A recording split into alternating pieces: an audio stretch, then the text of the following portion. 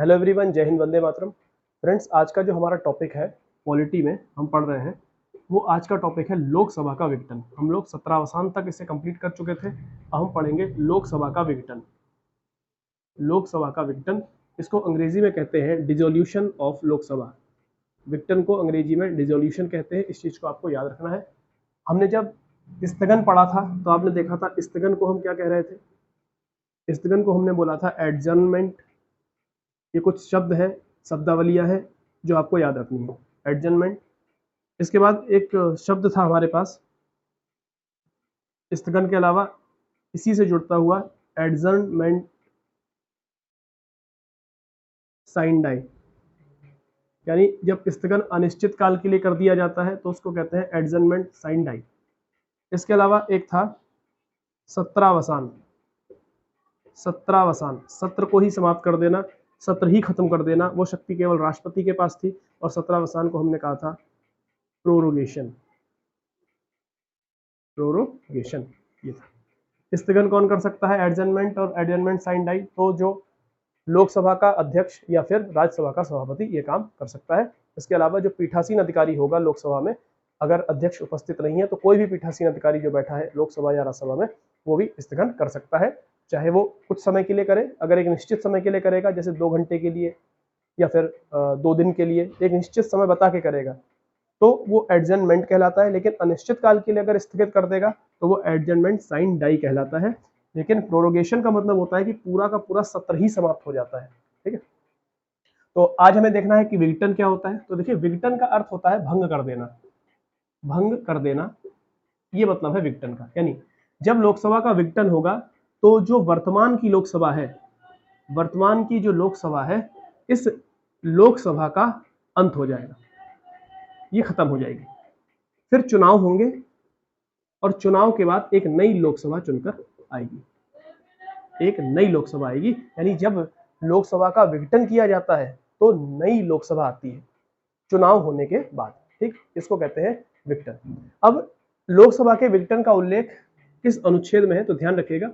लोकसभा के विघटन का उल्लेख है अनुच्छेद 85 के खंड 2 और उपखंड खा में, यानी अनुच्छेद 2 खा, इसमें इसका उल्लेख दिया गया है। ध्यान रखिएगा कि राष्ट्रपति को ही इस अनुच्छेद में लोकसभा को विघटित करने की शक्ति दी गई है और अमूमन वो मंत्रिपरिषद की सलाह पर ऐसा करता है। हालांकि जब सरकार अल्पमत में होती है, जब सरकार के पास बहुमत नहीं होता, उस स्थिति में वो स्वविवेक का प्रयोग भी कर सकता है लोकसभा को विघटित करने के लिए। इस चीज को भी आपको ध्यान में रखना है। तो इसे कहते हैं लोकसभा का विघटन। अब यहाँ पर एक चीज देखनी है, हमने पिछली बार ये पढ़ा था कि जब सत्रावसान होता है, जब प्रोरोगेशन होता है, जब राष्ट्रपति सत्र को ही समाप्त कर देता है, जैसे मुख्यतः भारत में 3 सत्र चलते हैं संसद के। एक बजट सत्र चलता है, बजट सत्र के बाद आता है मानसून सत्र, और मानसून सत्र के बाद आता है शीतकालीन सत्र। ठीक, शीतकालीन सत्र, शीतकालीन, ये 3 सत्र है। अब जैसे राष्ट्रपति ने अगर सत्रावसान कर दिया, बजट सत्र शुरू हुआ, राष्ट्रपति ने सत्रावसान किया तो बजट सत्र खत्म हो जाएगा, फिर अगला सत्र होगा मानसून सत्र मिलेगा आकर। लेकिन अगर स्थगन हुआ तो बजट सत्र में ही बीच में बजट सत्र रुक जाएगा, फिर थोड़े दिन बाद वो फिर शुरू हो जाएगा, लेकिन सत्र वही है, बजट सत्र। ये अंतर है। लेकिन जब विघटन हो जाएगा लोकसभा का, इस चीज को ध्यान रखना, लोकसभा का जब विघटन हो जाएगा उस स्थिति में पूरी की पूरी लोकसभा ही भंग हो जाएगी। लेकिन ध्यान रखिएगा, राज्यसभा कभी विघटित नहीं होती, कभी भंग नहीं, क्योंकि राज्यसभा एक स्थायी सदन है, उसका कभी भी विघटन नहीं होता है। अब यहाँ पर देखिए, जब सत्रावसान होगा, इस चीज को ध्यान रखिएगा, जब सत्रावसान होता है तो जो विधेयक है संसद में, सदनों में आए हुए जो विधेयक है, जो प्रस्ताव है, जो संकल्प है, उन पर क्या प्रभाव पड़ेगा, यहाँ पर हमें ये जानना है। तो सत्रावसान होगा तो विधेयक, प्रस्ताव और संकल्प, इन पर कोई प्रभाव नहीं पड़ता। यदि कोई विधेयक आया था, लोकसभा में आया हो चाहे राज्यसभा में आया हो, और सत्रावसान हो गया हो, तो कोई फर्क नहीं पड़ेगा इन पे। ये बिल जैसे थे ये बिल वैसे ही रहेंगे। जब अगला सत्र आएगा ये बिल फिर से उसके सामने, संसद के सामने रख दिए जाएंगे। इनको दोबारा से बनाने की कोई भी आवश्यकता या दोबारा से पेश करने की, प्रस्तुत करने की कोई भी आवश्यकता नहीं होगी। लेकिन जब लोकसभा का विघटन होगा तो विधेयकों पर कुछ प्रभाव पड़ता है, और वही हमें प्रभाव देखने हैं कि लोकसभा का विघटन होने पर किन स्थितियों में विधेयक समाप्त हो जाते हैं और किन स्थितियों में विधेयक समाप्त नहीं होते हैं। ठीक, चलिए।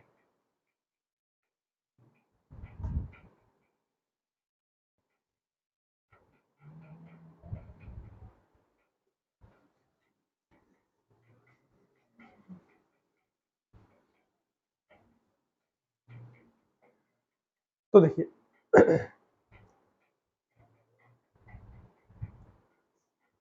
चलिए, तो अब हम ये देखते हैं कि कौन से विधेयक समाप्त हो जाते हैं लोकसभा के विघटन पर। तो लोकसभा के विघटन पर कौन से विधेयक समाप्त होते हैं वो हमको एक एक करके देखने हैं। जैसे यदि कोई विधेयक, नंबर 1, कौन से विधेयक समाप्त हो जाते हैं, समाप्त होने वाले विधेयक, लोकसभा के विघटन से समाप्त होने वाले विधेयक,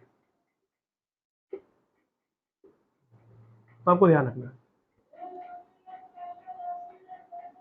यदि कोई विधेयक लोकसभा से पारित हो गया है और राज्यसभा में भेज दिया गया है, लेकिन राज्यसभा में उस पर वोटिंग हुई नहीं है। अब जैसे वोटिंग हो जाए और पारित ना हो तब तो अपने आप ही खत्म हो जाता है, ठीक। लेकिन राज्यसभा में अभी विचाराधीन है, लंबित पड़ा हुआ है, विचाराधीन, उस पर विचार किया जा रहा है, अभी वोटिंग नहीं हुई है। अब ध्यान से सुनिएगा, लोकसभा से पारित हो चुका है, राज्यसभा में विचाराधीन है, वहां पे विचार चल रहा है, अभी वोटिंग नहीं हुई है, ठीक। और तब तक लोकसभा विघटित हो गई, तब तक लोकसभा विघटित हो जाती है। उस स्थिति में ये जो विधेयक है ये भी समाप्त हो जाएगा। ध्यान रखिएगा, ये सबसे इंपॉर्टेंट वाला पॉइंट है, विधेयक भी समाप्त हो जाएगा, इस चीज को ध्यान रखना। अब आप सोच रहे होंगे कि लोकसभा से तो पारित हो चुका है, राज्यसभा में विचाराधीन है, तो लोकसभा के विघटित होने से क्यों ये खत्म हो गया है? तो ध्यान रखना है कि ये खत्म हो जाएगा, क्योंकि लोकसभा से पारित हुआ, राज्यसभा में विचाराधीन है, इसने तो ना तो अभी पास किया है ना मना किया है, इसीलिए लोकसभा विघटित हुई है, तो जो नई वाली लोकसभा आएगी उसको इसे दोबारा पारित करना पड़ेगा। इस चीज को ध्यान रखना, क्योंकि नई वाली जो लोकसभा आई है, क्या पता वो इस विधेयक को माने या ना माने, इस कारण से इसको मना करना पड़ेगा और ये समाप्त हो जाएगा। तो क्या ध्यान रखना है, यदि कोई विधेयक लोकसभा से पारित हो गया हो और राज्यसभा में विचाराधीन हो, उसी दौरान लोकसभा यदि भंग हो जाए, विघटित हो जाए, तो ये विधेयक भी समाप्त हो जाता है। ये पहला है जो समाप्त हो जाता है, ठीक है। अगला देखते हैं,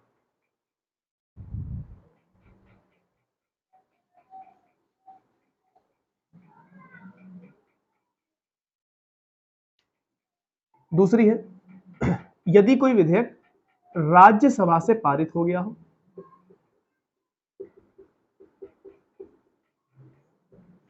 राज्यसभा से विधेयक पारित हो गया है और लोकसभा में लंबित है, और लोकसभा में लंबित है, यानी अभी ना तो मना किया गया है ना हाँ किया गया है, लंबित पड़ा है, यानी विचाराधीन है, ठीक, लंबित पड़ा है, और इसी दौरान लोकसभा भंग हो जाती है, यानी लोकसभा का विघटन हो जाता है इसी दौरान, तो उस स्थिति में विधेयक भी समाप्त हो जाएगा। विधेयक कैसा हो जाएगा? समाप्त हो जाएगा, ये ध्यान रखिए। तो ये तो बड़ा आसान सा है, राज्यसभा ने पारित किया, लोकसभा में भेजा, लोकसभा में लंबित पड़ा है, विचाराधीन है, तब तक लोकसभा भंग हो गई। अब जब लोकसभा भंग हो ही गई तो लोकसभा पारित कहां से कर पाएगी अब, तो इसीलिए विधेयक भी क्या हो जाएगा? समाप्त हो जाएगा। ये दूसरा है। अगला देखते हैं,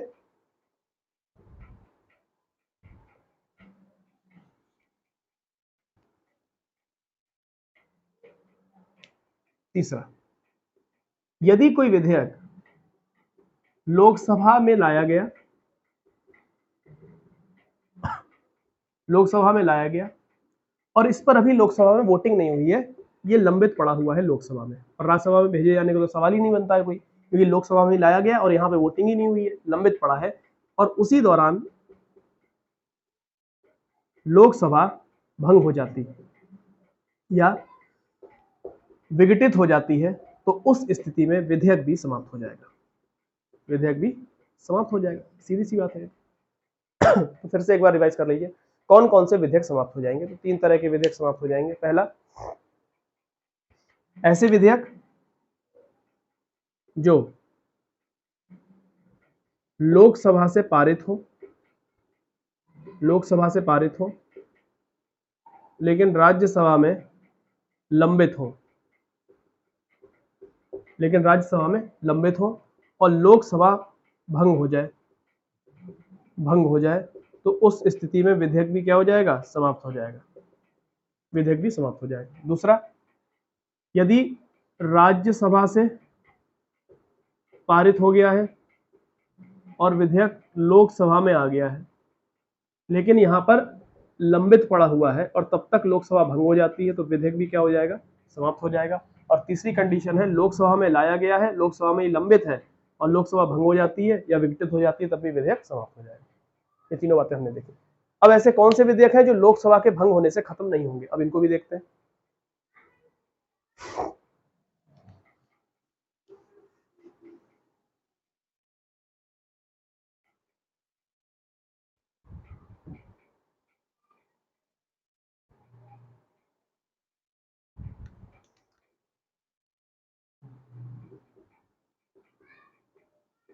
लोकसभा के विघटन से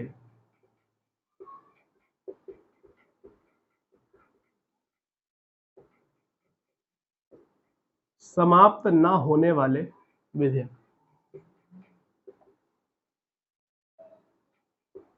लोकसभा के विघटन से समाप्त न होने वाले विधेयक कौन से हैं, ये देखिए। पहला, यदि कोई विधेयक है, विधेयक वो राज्यसभा और लोकसभा दोनों से पारित नहीं हुआ। अब ध्यान से सुनिएगा, ऐसा होता है कि एक विधेयक लोकसभा में लाया गया, पारित हो गया, फिर राज्यसभा में गया, पारित नहीं हो पाया, तो वो कानून तो बनेगा नहीं क्योंकि राष्ट्रपति के पास पहुंचेगा नहीं। ऐसा 2-3 बार हो गया। तो ऐसी स्थिति में संयुक्त अधिवेशन का प्रावधान होता है, ये आपको अच्छे से पता है, संयुक्त अधिवेशन का प्रावधान। अगर कोई विधेयक दोनों सदनों से पारित नहीं हो पा रहा है, चाहे राज्यसभा से पारित हो जा रहा है, लोकसभा में रुक जा रहा है, चाहे लोकसभा से पारित हो रहा है, राज्यसभा से पारित नहीं हो पा रहा है, तो ऐसी स्थिति में यदि किसी विधेयक के लिए राष्ट्रपति ने संयुक्त सत्र बुला लिया हो, संयुक्त सत्र या संयुक्त अधिवेशन बुला लिया हो, संयुक्त बैठक अगर बुला ली, ध्यान रखिएगा, किसी भी बिल के लिए अगर राष्ट्रपति ने संयुक्त बैठक बुला ली है और बैठक बुलाने के बाद लोकसभा विघटित हो गई है, उस स्थिति में विधेयक समाप्त नहीं होगा, समाप्त नहीं होगा। लोकसभा का विघटन हो गया, लेकिन लोकसभा के विघटन होने से पहले ही उस विधेयक पर मतदान करने के लिए, उस विधेयक के लिए संयुक्त अधिवेशन बुला लिया राष्ट्रपति ने, उस स्थिति में विधेयक को समाप्त नहीं माना जाएगा, विधेयक को संयुक्त अधिवेशन में पारित करवाया जा सकता है। इस चीज को आपको ध्यान रखना है, ठीक।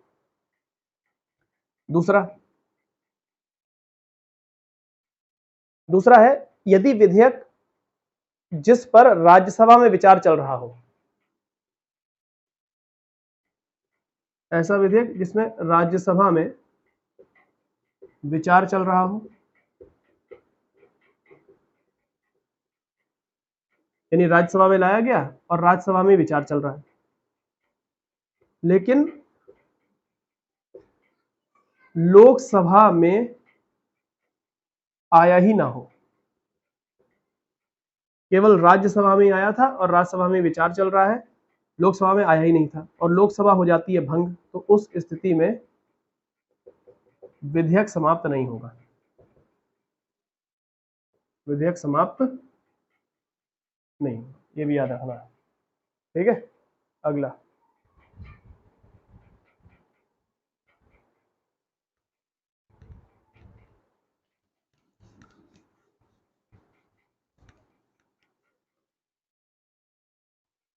तीसरा कब समाप्त नहीं होगा, यदि विधेयक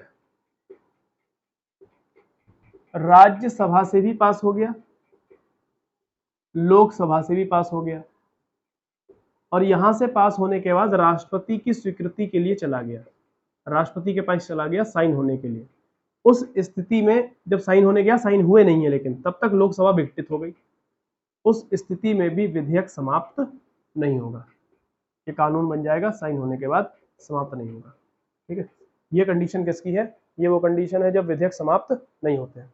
अगला है, यदि दोनों सदनों से पारित कोई विधेयक, चौथा, इन दोनों सदनों से पारित कोई विधेयक राष्ट्रपति के पास आपने भेजा और राष्ट्रपति ने इस विधेयक को पुनर्विचार के लिए भेज दिया, लेकिन लोकसभा विघटित हो चुकी थी, तब भी ये विधेयक समाप्त नहीं होगा, ठीक, विधेयक समाप्त नहीं होगा।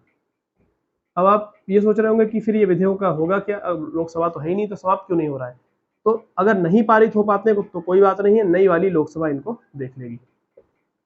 ठीक, ये तो हमने विधेयक देख लिए कब पारित होंगे, कब पारित मतलब कौन सा विधेयक खत्म होगा, कौन सा खत्म नहीं होगा, लोकसभा के विघटन होने पर। केवल ध्यान रखिएगा लोकसभा के विघटन का ही प्रभाव पड़ता है और किसी चीज का प्रभाव नहीं पड़ेगा। और क्यों नहीं पड़ेगा? क्योंकि राज्यसभा तो विघटित होती नहीं है, राज्यसभा का विघटन नहीं होता, ये ध्यान रखना। राज्यसभा कैसा सदन है? स्थायी, इसलिए राज्यसभा का कभी विघटन नहीं होता है। ये स्थायी सदन है राज्यसभा, इसका कभी विघटन नहीं होता। कार्यकाल इसके सदस्यों का 6 वर्ष होता है और हर 2 वर्ष में 1/3 सदस्य चले जाते हैं और 1/3 सदस्य वापस आ जाते हैं। इस चीज को भी ध्यान रखना। चलिए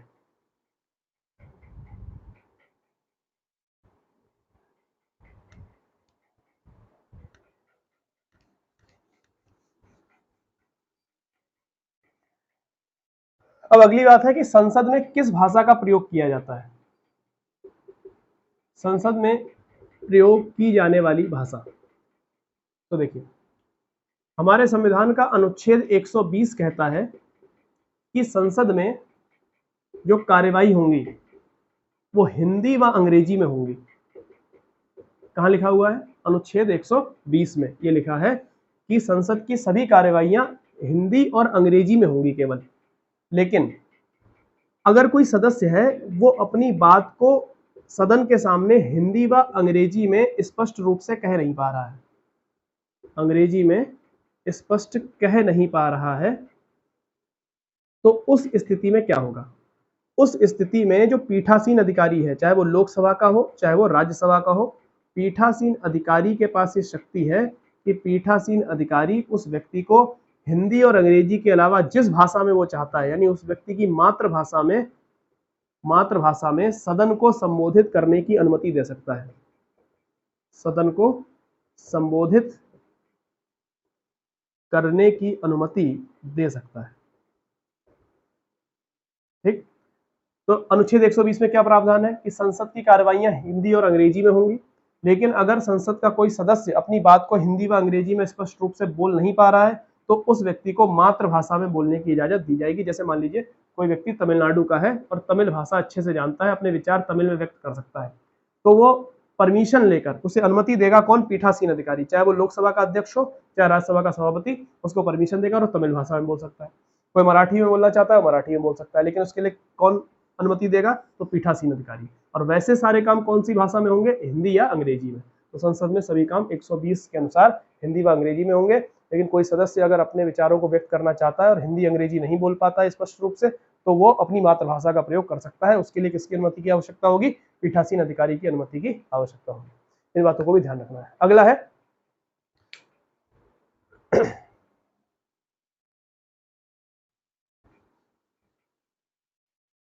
अगला है lame duck session.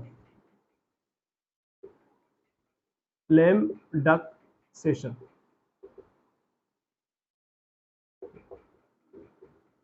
Lame duck सत्र क्या है? इसको सुनिए। देखिए नई लोकसभा का चुनाव हुआ, नई लोकसभा का चुनाव गठन हुआ, नई लोकसभा बनकर आई। नई लोकसभा की पहली बैठक होने से पहले जो पुरानी लोकसभा होती है, पुरानी लोकसभा का अंतिम सत्र बैठता है, अंतिम सत्र, जिसमें पुराने वाले जितने सांसद थे वो सब बैठते हैं। तो ध्यान ये रखिएगा पुरानी लोकसभा का अंतिम सत्र ही लैम डक सत्र कहलाता है या लैम डक सेशन कहलाता है। अब इस पुरानी लोकसभा का अंतिम सत्र है और नई लोकसभा का गठन हो चुका है, तो जो लोग इस पुरानी लोकसभा में बैठे हैं और वो नई लोकसभा में चुनकर नहीं आ पाए हैं, दोबारा सदस्य नहीं बन पाए, चुनाव लड़े थे लेकिन हार गए, नई लोकसभा में जो वापस नहीं आ पाए सदस्य आ पाए, उन्हीं सदस्यों को लैम डक कहा जाता है। लैम डक, लैम माने होता है लंगड़ी या लंगड़ा और डक माने होता है बतख। लैम डक ये शब्द ऐसे ही बना है, लैम डक का मतलब हो गया लंगड़ी बतख का सत्र। इसका मतलब यहाँ पर सिर्फ इतना है कि जो सदस्य पुरानी लोकसभा में तो थे लेकिन नई लोकसभा में चुनकर वापस नहीं आ पाए तो वो लैम डक कहलाएंगे। और नई लोकसभा की पहली बैठक होने से पहले पुरानी लोकसभा का एक अंतिम सत्र बैठेगा और इस सत्र को ही लैम डक सत्र कहा जाएगा, क्योंकि कई सदस्य ऐसे होंगे जो दोबारा चुनकर नहीं आ पाए होंगे, और जो सदस्य नई लोकसभा में दोबारा चुनकर नहीं आ पाते हैं उन्हीं को लैम डक कहा जाता है। याद रखना, लैम माने लंगड़ा है यहाँ पर, और डक माने बतख, ठीक, लैम डक कहा जाता है, क्योंकि वो नई संसद में तो बैठ नहीं पाएंगे क्योंकि सदस्य नहीं बन पाए। अगला,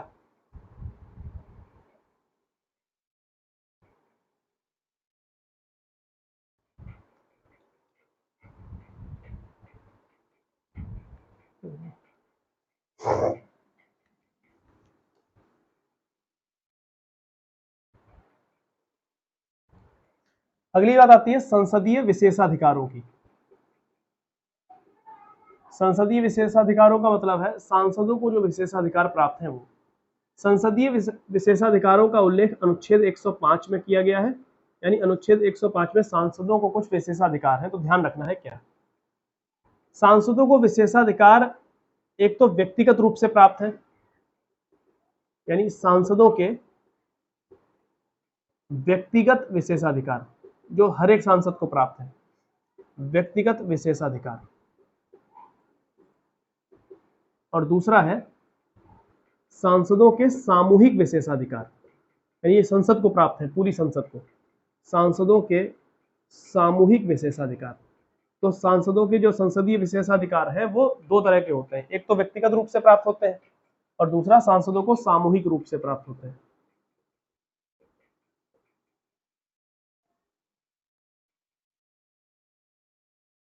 तो देखिए, सांसदों को व्यक्तिगत रूप से कौन से विशेषाधिकार प्राप्त हैं, जैसे पहला है बोलने की स्वतंत्रता, यानी संसद के अंदर अपने कर्तव्यों का निर्वहन करते समय सांसद संसद के अंदर जो कुछ भी बोलते हैं उसके लिए किसी भी न्यायालय के सामने उनको पेश होने की जरूरत नहीं है, वो संसद में कुछ भी बोल सकते हैं। ये अधिकार उन्हें इसलिए दिया गया है ताकि वो अपने क्षेत्र की जनता का प्रतिनिधित्व कर सकें, जनता का प्रतिनिधित्व कर सकें बिना किसी भय के और बिना किसी दबाव के।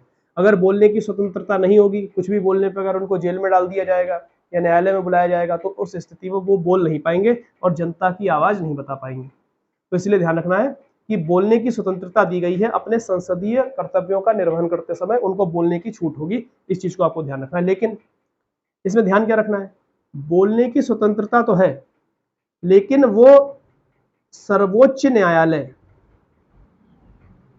सर्वोच्च न्यायालय, ये अपवाद है, आप इसे अपवाद कह सकते हो, वो सर्वोच्च न्यायालय या उच्च न्यायालय, हाई कोर्ट या सुप्रीम कोर्ट के न्यायाधीशों के खिलाफ नहीं बोल सकते, न्यायाधीशों के आचरण के खिलाफ या आचरण के बारे में, आचरण के विषय में टिप्पणी नहीं कर सकते जब तक सर्वोच्च न्यायालय उच्च न्यायालय के न्यायाधीशों पर हटाने की प्रक्रिया शुरू ना की गई हो, ऐसा संकल्प ना लाया गया हो जिससे उन्हें हटाया जाए। तो अगर हटाने की प्रक्रिया शुरू होती है तब तो वो सर्वोच्च न्यायालय और उच्च न्यायालय के न्यायाधीशों के विषय में टिप्पणी कर सकते हैं, अन्यथा वो सर्वोच्च न्यायालय या उच्च न्यायालय के न्यायाधीशों के आचरण के विषय में कोई भी टिप्पणी नहीं कर सकते। ये एक अपवाद है बस, और बाकी बोलने की स्वतंत्रता उनको प्रदान की गई है, ये ध्यान रखना। दूसरा है इसमें उन्मुक्ति, गिरफ्तारी से छूट या गिरफ्तारी से उन्मुक्ति उनको प्रदान की गई है। जैसे गिरफ्तारी से छूट प्रदान की गई, गिरफ्तारी से उन्मुक्ति, गिरफ्तारी से छूट। जैसे किसी भी सांसद को, कोई भी सांसद है, किसी भी सांसद को जब संसद का सत्र चल रहा हो, संसद का सत्र चल रहा हो या उसकी समिति की कोई बैठक चल रही हो, तो उसके दौरान या इस संसद के सत्र या समिति की बैठक शुरू होने से 40 दिन पहले या इस सत्र के 40 दिन बाद तक गिरफ्तार नहीं किया जा सकता, 40 दिन के बाद तक गिरफ्तार नहीं किया जा सकता। तो ये इनको एक और छूट मिली है, गिरफ्तारी से छूट है। किसी भी सांसद को संसद सत्र के दौरान गिरफ्तार नहीं कर सकते, संसद सत्र शुरू होने के 40 दिन पहले गिरफ्तार नहीं कर सकते, और संसद सत्र शुरू होने के 40 दिन के बाद तक इसको गिरफ्तार नहीं किया जा सकता, ये भी ध्यान रखना, ठीक। तो लेकिन अब ये छूट कहाँ मिली है, ये छूट केवल सिविल मामलों के लिए है। कोई सिविल मामला अगर उसके ऊपर है किसी ने जमीन की संपत्ति का विवाद उसके ऊपर कर दिया, कोई केस लिखा दिया, तो सिविल मामलों में तो उसको छूट है। लेकिन क्या आपराधिक मामलों में छूट है? जैसे मान लीजिए मर्डर कर दिया, किसी की हत्या कर दी, चोरी डकैती का कोई मामला है, तो आपराधिक मामले में छूट नहीं है। आपराधिक मामले में छूट नहीं है, ये ध्यान रखना है। ठीक, आपराधिक मामले में छूट नहीं, लेकिन सिविल मामले में छूट है। लेकिन सिविल मामले में भी अगर गिरफ्तारी करनी हो तो परमिशन किसकी लेनी पड़ेगी? अध्यक्ष की, चाहे लोकसभा का अध्यक्ष हो, चाहे वो राज्यसभा का सभापति हो। लेकिन आपराधिक मामलों में छूट नहीं है। इसके अलावा निवारक कानून जो होते हैं, प्रिवेंशन डिटेंशन, जो प्रिवेंटिव डिटेंशन होता है, उसमें भी छूट नहीं है। निवारक कानून के तहत अगर गिरफ्तारी हुई है तब भी छूट नहीं है। जैसे निवारक कानून में कौन आता है? जैसे NSA, नेशनल सिक्योरिटी एक्ट, रासुका 1980 में बना, ये इसमें ही आता है निवारक कानून में। अगर आपराधिक मामला है और निवारक कानून के तहत गिरफ्तारी हुई है, गिरफ्तारी करनी है, तो उस स्थिति में उसको गिरफ्तारी से छूट नहीं मिलेगी। केवल सिविल मामलों में उसको गिरफ्तारी से छूट मिलेगी। और कब कब मिलेगी? संसद सत्र के दौरान उसको गिरफ्तार नहीं कर सकते, संसद सत्र शुरू होने से 40 दिन पहले तक गिरफ्तार नहीं कर सकते, और संसद सत्र समाप्त होने के 40 दिन बाद तक उसको गिरफ्तार नहीं किया जा सकता। सेम जितनी छूट हम सांसद के बारे में पढ़ रहे हैं, वही सब छूटें विधायक को भी मिली हुई हैं। और विधायक को जो छूट मिली है वो संविधान के अनुच्छेद 194 के अनुसार मिली हुई है, जबकि सांसदों को छूट मिली हुई है संविधान के अनुच्छेद 105 के अनुसार। ठीक, आपको ये भी याद रखना है। अगला है,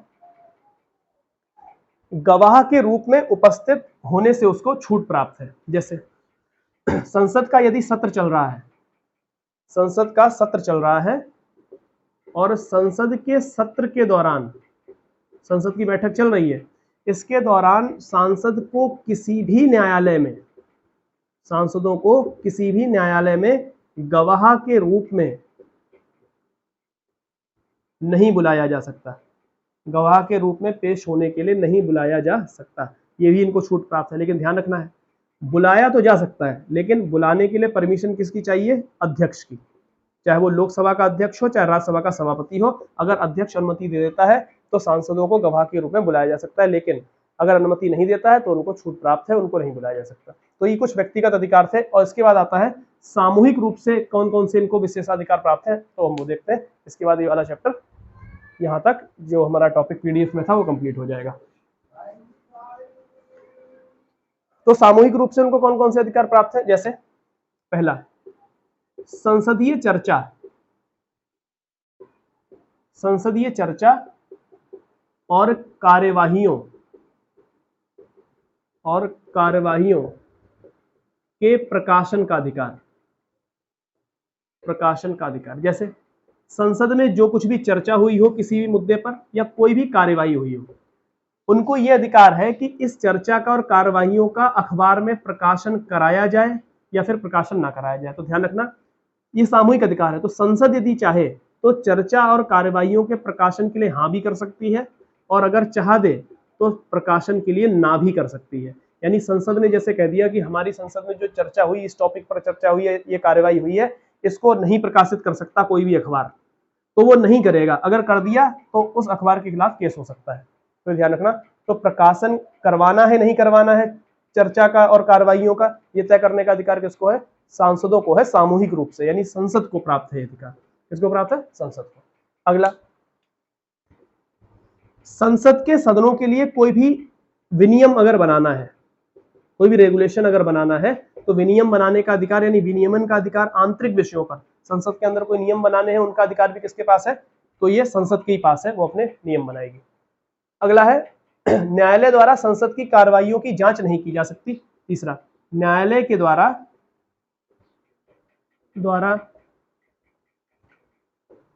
संसद की कार्यवाहियों की जांच नहीं की जा सकती, जांच नहीं। ठीक, तो कोई भी न्यायालय संसद में कार्यवाहियां कैसे चल रही हैं, क्या चल रही हैं, इनकी जांच नहीं कर सकता और ना ही कभी करता है। ठीक, और इससे छूट भी प्राप्त है अनुच्छेद 105 में। ये कौन से अधिकार में आता है? ये सामूहिक अधिकारों में आता है। तो इस चीज को आपको ध्यान रखना है। और यहाँ तक हमने इसको कंप्लीट कर लिया है। PDF मैंने आपको भेज दी है, आप इसको नोट्स को कंप्लीट करें और इस वीडियो को 1-2 बार देखें, सारी चीजें समझ में आ जाएंगी। जय हिंद, वंदे मातरम।